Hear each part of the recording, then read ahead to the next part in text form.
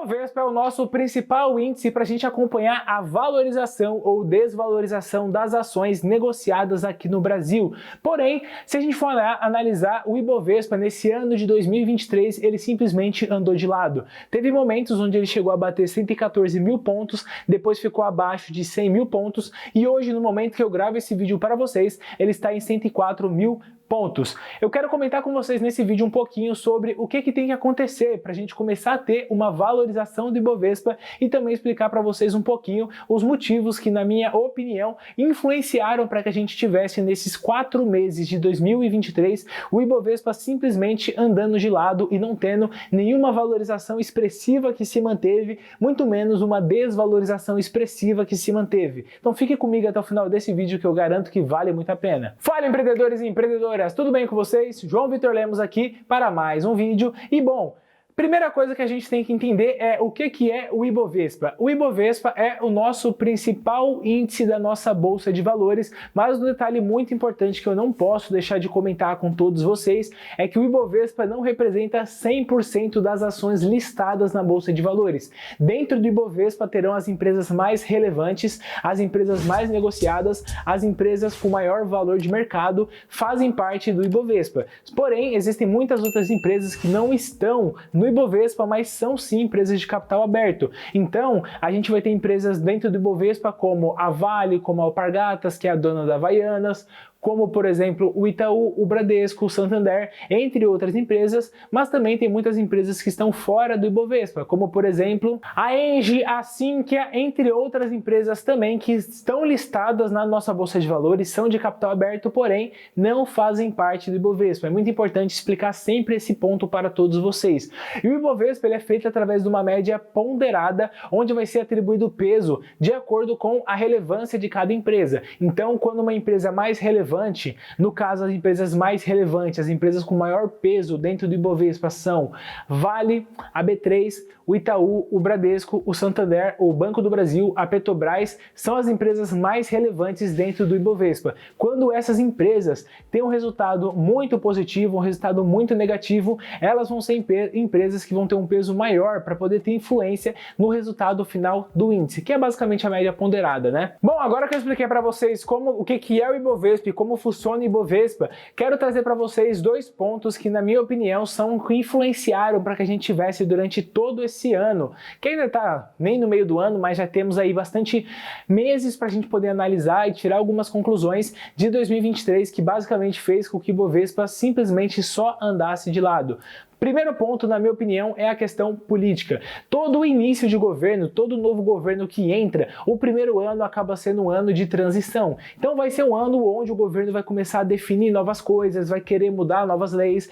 vai querer mudar diversas coisas no orçamento público, de para onde que vai o dinheiro, com o que vai ser gasto, vai querer mexer com questão de arrecadação de impostos, entre outras coisas também. Com isso, acaba sendo sempre o primeiro ano do novo governo, um ano com muitas incertezas, um ano onde a gente vai ter, no ano anterior, os candidatos a presidente ali, por exemplo, sempre ali fazendo promessas, fazendo diversas coisas, e o primeiro ano realmente efetivo de governo é quando a gente consegue ter uma noção se aqueles candidatos vão realmente conseguir fazer alguma coisa que tinham na proposta deles ou simplesmente vão correr atrás para fazer o que eles tinham na sua primeira proposta. Então, com isso, é necessário a aprovação do Senado, a aprovação da Câmara dos Deputados, para diversas coisas diferentes que o novo governo quer implementar. Então isso acaba criando uma atmosfera de muita incerteza, de muita instabilidade política, o que faz com que a gente não consiga ter uma noção em relação a qual vai ser o norte que esse governo vai tomar. No caso, hoje, como estamos com o governo Lula,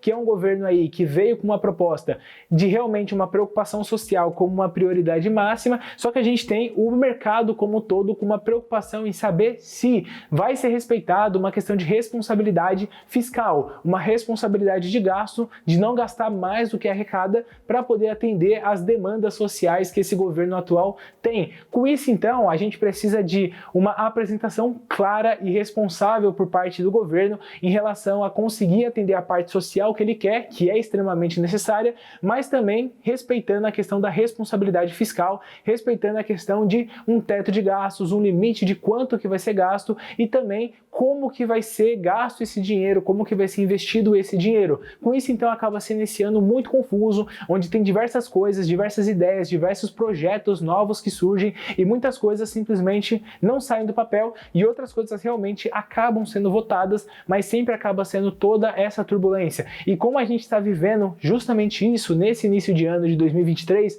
onde a gente tem questões como, por exemplo, o novo arcabouço fiscal que vem aí para poder substituir o teto de gasto, questão de reforma administrativa, reforma tributária, reforma fiscal, que também são temas importantíssimos e necessários que sejam feitos o mais rápido possível, só que é necessário realmente tempo, porque tudo isso precisa ser votado, analisado, replanejado, reescrito, alterado diversas coisas para realmente e efetivamente se tornar uma lei de fato. Bom, e o segundo ponto, na minha opinião, do porquê que a gente teve basicamente só o Ibovespa andando de lado é a questão que atualmente estamos com uma taxa de juros muito alta. Atualmente estamos com uma taxa de juros, a taxa Selic do Brasil, em 13,75%. Isso é realmente um fator que a gente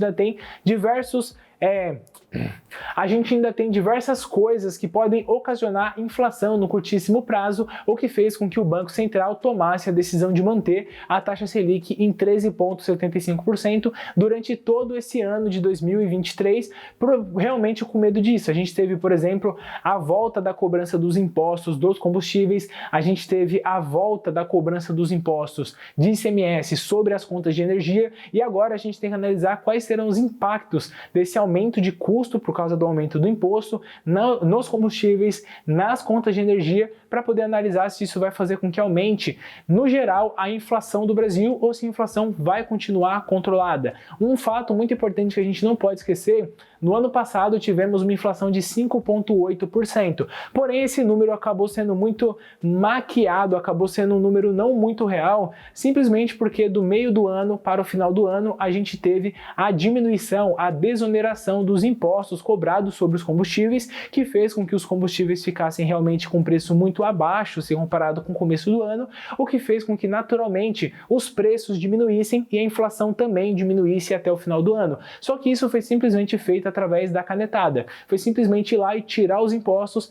e depois uma hora teria que voltar com esses impostos, porque se realmente permanecesse de forma permanente a desoneração da cobrança dos impostos sobre os combustíveis, seria um rombo para o balanço geral, do governo, um rombo de arrecadação do governo de mais de 118 bilhões de reais que iam deixar de ser arrecadados e de alguma forma teria que dar um jeito de conseguir arrecadar esse dinheiro de outra forma se não voltasse. Então, como não encontrou uma outra maneira, e ainda bem, porque senão, se a gente não paga o imposto no combustível, ia estar pagando de outra forma, então todo mundo ia acabar sendo prejudicado da mesma maneira, voltou a cobrança dos impostos sobre os combustíveis para poder repor esses 118 bilhões de reais, só que isso acaba realmente maquiando muito os números. Foi realmente o que fez com que a inflação do ano passado fosse tão baixa, foi simplesmente isso. E a gente também teve na canetada uma redução da taxa básica de juros para casa de 2%. No começo do ano passado ainda a gente estava nesse fator, o que fez também com que tivesse um estímulo muito rápido e muito galopante de consumo, que fez também com que gerasse inflação. Então agora o Banco Central está cada vez mais responsável em relação a toda a tomada de decisão dele para evitar o máximo possível que tenha inflação e ele consiga bater a meta, que é de 3% de inflação, segundo o índice do IPCA, até o final do ano, respeitando uma margem de 1,5% para cima ou para baixo. E também o fator que fez principal com que a gente tivesse essa questão o Ibovespa andando de lado por causa da alta da taxa de juros foi simplesmente porque quando você tem uma taxa de juros muito alta, os investimentos de renda fixa, que são investimentos muito mais conservadores e seguros, acabam tendo um ótimo resultado. Então, o pessoal realmente que tem dinheiro prefere muito mais estar investindo o seu capital em algo que é mais conservador, que está dando um ótimo resultado, do que colocar o seu dinheiro em algo que é mais arriscado, como renda variável, como bolsa de valores, como fundo imobiliário. Então, com isso, a gente teve uma migração de capital muito grande de investidores, pessoas físicas aqui no Brasil, preferindo muito mais investir na renda fixa do que investir na bolsa de valores, o que contribuiu para a gente ter essa essa situação do Ibovespa basicamente andando de lado durante todo o ano de 2023. Bom, concluindo Conclusão sobre tudo isso que eu abordei com vocês aqui. Na minha opinião, para a gente começar a ter uma valorização da nossa bolsa de valores, das nossas ações negociadas aqui, eu acredito que seja necessário, primeiro de tudo, que esses novos projetos sejam aprovados e, claro, que sempre respeitando uma responsabilidade fiscal em relação a todo gasto que você ter, esse gasto ser justificado e isso de alguma forma trazer algum retorno, algo positivo para a população como um todo, porque é isso que é a missão e a função do governo. E claro, também é necessário que a gente tenha uma redução da taxa básica de juros, porque com a taxa básica de juros em 13,75%, o pessoal realmente que tem muito capital vai continuar investindo na renda fixa e a gente vai continuar sendo o país dos rentistas, como a gente ficou conhecido e é conhecido durante muitos anos, porque simplesmente é óbvio a se fazer. Se eu tivesse muito capital, eu também preferiria investir o grosso do meu capital na renda fixa, hoje rendendo 13,75%, caso você invista num Tesouro Selic, ou até mais, caso você invista em um CDB, ao invés de colocar meu dinheiro em algo muito arriscado que eu não tenho certeza nenhuma se vai me dar um resultado acima de 10%, acima de 2 dígitos, como é o que está sendo oferecido nos investimentos de renda fixa. Então eu acredito que se acontecer esses dois fatores, a gente pode começar a ter uma valorização da Bolsa de Valores até o final do ano. Bom, espero de verdade que vocês tenham gostado desse conteúdo. Se você gostou, peço que você não esqueça de se inscrever aqui no canal caso não seja inscrito, ativar o sininho de notificações também caso não tenha ativado ainda e, claro, clicar no botão do gostei, porque assim o YouTube entende que esse é um vídeo de qualidade, ele vai compartilhar esse vídeo para cada vez mais pessoas e com isso você me ajuda demais e contribui muito para o meu trabalho para a gente conseguir levar o conhecimento sobre educação financeira para cada vez mais pessoas. Bom, agradeço demais você que assistiu até o final. Tchau, tchau e até o nosso próximo vídeo.